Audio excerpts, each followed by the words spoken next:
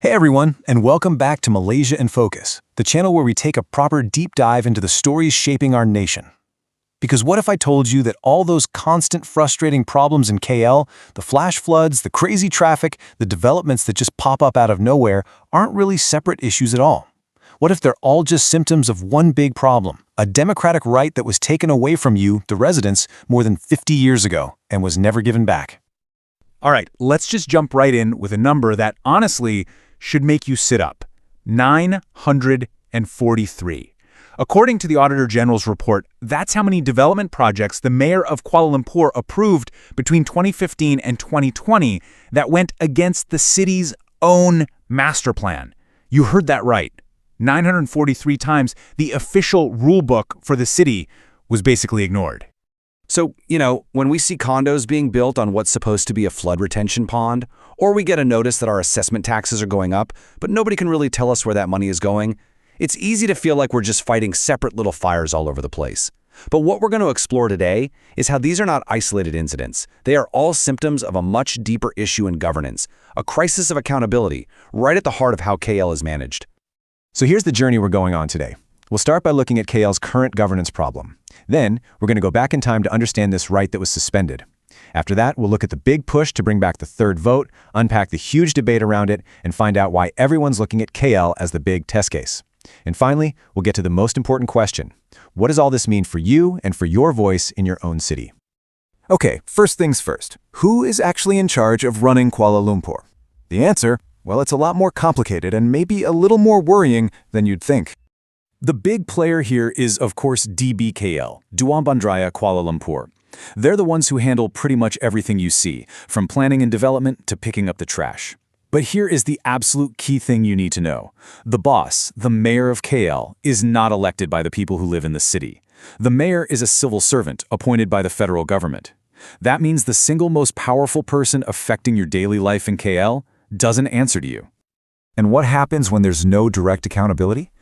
Well, you get some pretty staggering problems. We've seen development approved on 6 critical flood retention ponds. At the same time, we're all worrying about the next big flood. We get annual budgets with very few public details. We've seen massive public anger over tax hikes with 166,000 objection letters filed in just one go. And yeah, there are reports of some pretty questionable spending, like get this, RM 94,000 for etiquette and grooming classes. It really paints a picture of an authority that just doesn't feel like it needs to justify itself to the public. There's this fantastic analogy from a report by ISIS Malaysia that just sums it all up perfectly. It says the city's approach is like an obese person who just keeps buying bigger trousers instead of actually going on a diet, Instead of tackling the root causes of things like flooding, like overdevelopment, the response is always just treating the symptoms, like putting out sandbags. The core of the problem is a system that allows these short-sighted decisions to be made without any real consequences from the people who suffer because of them. Now, here's where it gets really interesting. This whole conversation about electing a mayor, it's not some crazy new idea. It's actually a call to bring back a right that Malaysians used to have, a right that was taken away and just never given back. Let's dig into the story of our lost vote. It's kind of hard to imagine now, but there was a time when Malaysians actually had 3 votes. You had your vote for your MP for Parliament, your vote for your ADUN at the state level, and you had a third vote for your local councillor. This was your direct line, your say in how your own neighborhood was run. So, how did we lose it? Well, here's how it went down. Back in the 1950s, local elections were just a normal thing.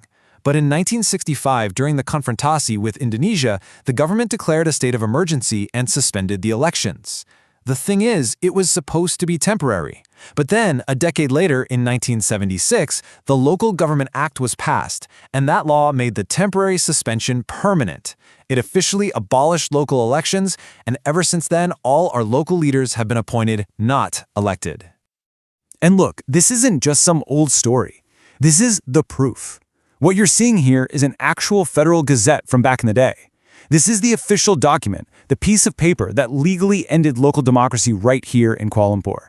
It's a pretty powerful reminder that the system we have now is not how it was meant to be.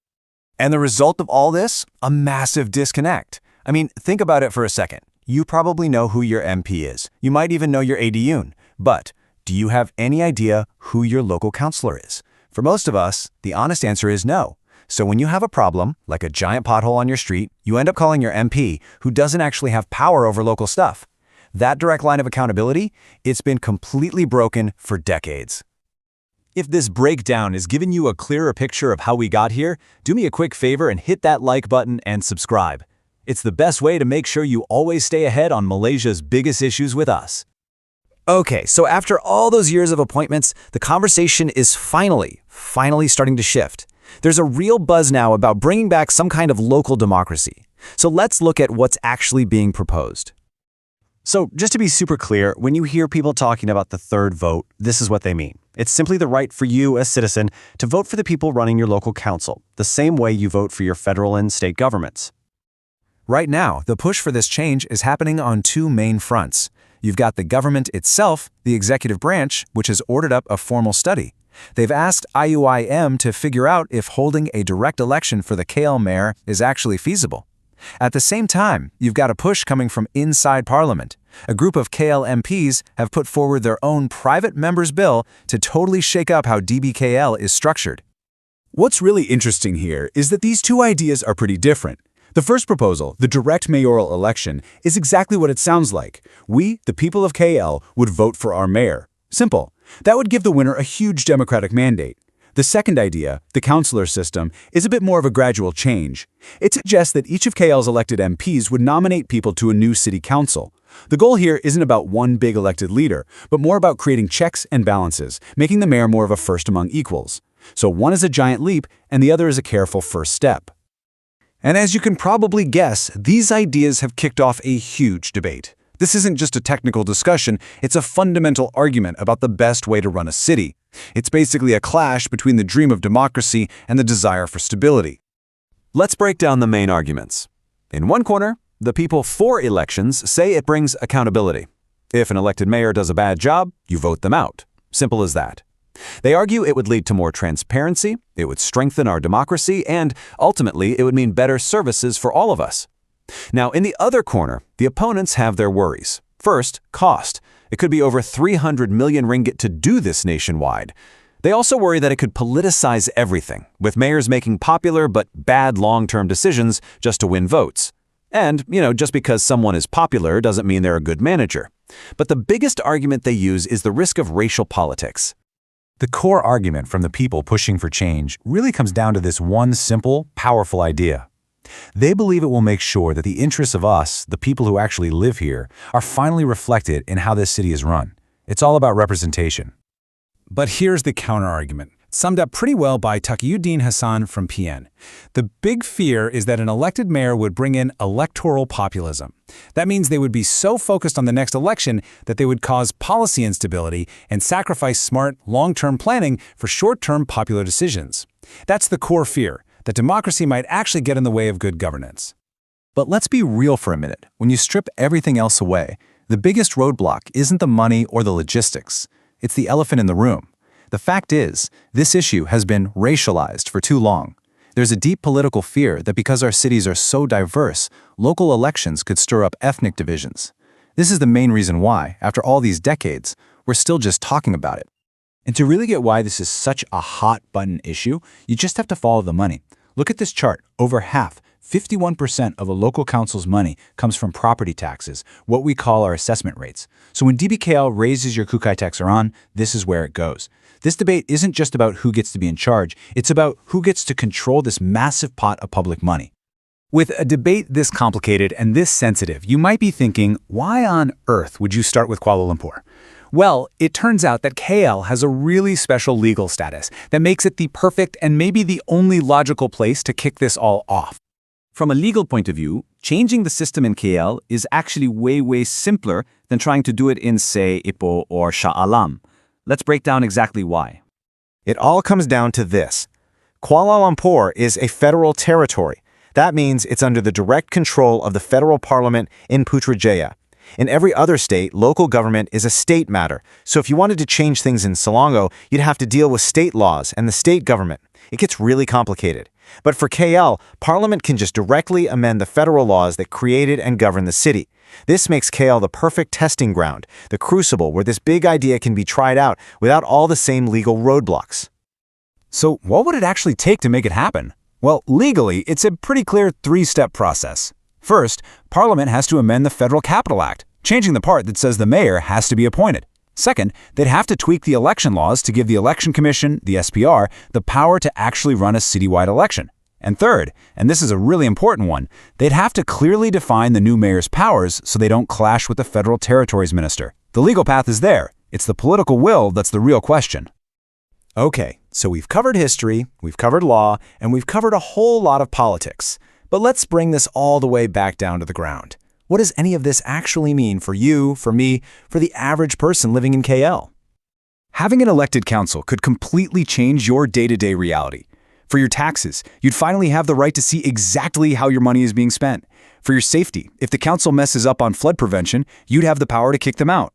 For your daily commute, you'd have a real say in pushing back against the overdevelopment that's choking our roads. And for all those small things, the uncollected rubbish, the pothole that never gets fixed, you would finally have a direct line to someone who knows they need your vote to keep their job.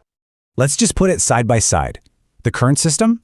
It gives us development approvals on flood retention ponds. An elected system? It would make officials directly accountable for your safety. Right now, we get opaque tax hikes. With elections, we'd get public oversight.